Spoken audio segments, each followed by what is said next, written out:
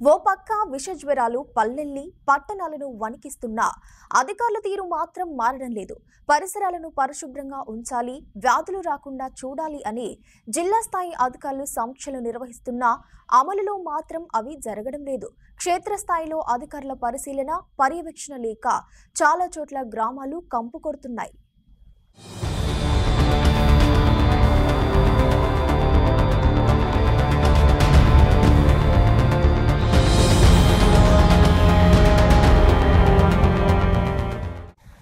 భూపాలపల్లి జిల్లా గణపురం మండల కేంద్రంలో ఇటీవల మంత్రులు, గవర్నర్ పర్యటించారు.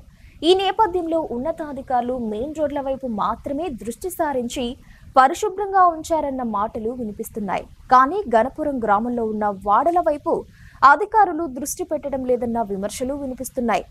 అసలే విష జ్వరాలు విజృంభిస్తున్న వేళ పారిశుద్ధ నిర్వహణ సరిగ్గా లేక అనేక రోగాలు వస్తున్నట్లు గ్రామస్తులు ఆరోపిస్తున్నారు.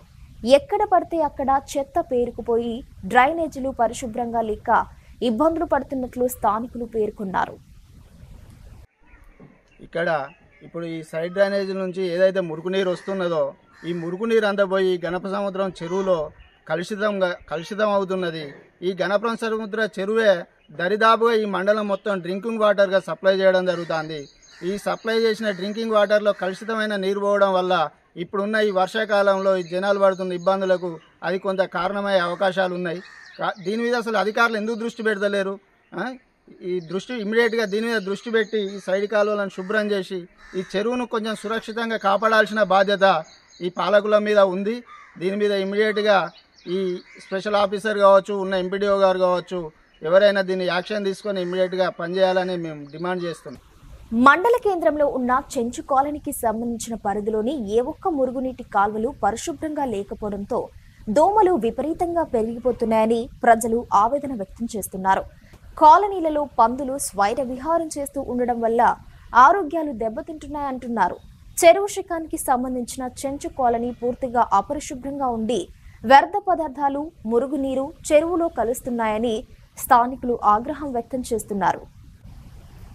మిషన్ భగీరథ ద్వారా ఈ చెరువు నీరు గ్రామాలకు వస్తుందని, వీటిని తాగుతున్న ప్రజలు అనారోగ్యాల పాలవుతున్నారని ఆరోపిస్తున్నారు. ఇప్పటికైనా ఉన్నతాధికారులు ప్రత్యేక దృష్టి సారించి పారిశుద్ధ నిర్వహణపై ప్రత్యేక దృష్టి సాధించాలని ప్రజలు కోరుతున్నారు.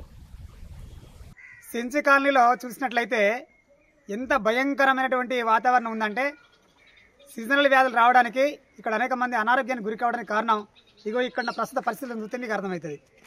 ఏంటి అదంటే, ఇక్కడి నుంచి వాడ పైనుంచి కిందికి వచ్చేటువంటి ఆ మురిగి నీరు, వాళ్ళు వాడుతున్నటువంటి మలమూత్ర విసర్జన చేసినటువంటి నీళ్ళు ఏవైతే ఉన్నాయో అవి నేరుగా ఈ దారి బట్టి గణపురం చెరువులో కలుస్తూ ఉన్నాయి.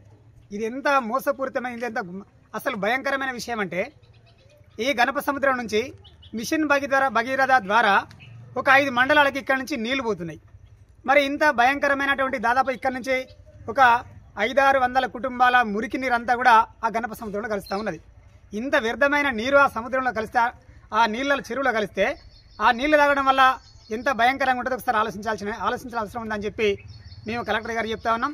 మంత్రులు వచ్చినప్పుడు, అధికారులు వచ్చినప్పుడు మొన్నటిదాకా ఒక మంత్రి తర్వాత ఒక మంత్రి వరుస ఒక 3-4 వచ్చి ఇక్కడికి వెళ్ళిపోయారు. అప్పుడు రోడ్ల మీద చూస్తే బాగానే అనిపిస్తుంది. కానీ కొంచెం లోతుకెళ్ళి చుట్టుపక్కల లోపల ఉన్నటువంటి ఈ సెంచు కాలనీ లాంటి ఆ లోపల ఆ గల్లీలకు మనం వెళ్ళి చూస్తే ఇంత భయంకరమైన వాతావరణం కనబడుతుంది. ఈ వ్యర్థాలు మీరు పట్టించుకోకపోవడం ఇంత ఉంటాయా? భయంకరమైన చెత్త చెదరం ఉంది. మరి దాన్ని అసలు ఎందుకు కాలబెట్టరు? దాన్ని ప్రత్యేకమైన ఒక డంపింగ్ యార్డ్ ఎందుకు ఏర్పాటు చేయరు? ఈ మురికిని రావడానికి ఆ మురికి ఉంటే ఎందుకు తీయరు? అంటే ఇవన్నీ పనులు చేయకుండా పూర్తి స్థాయిలో ప్రజల ఆరోగ్యాన్ని సర్వనాశనం చేసే పనిలో ఈ ప్రభుత్వాలు ఉన్నాయి. వారికి వంతపడే పనిలో ఈ అధికారులు ఉన్నారు.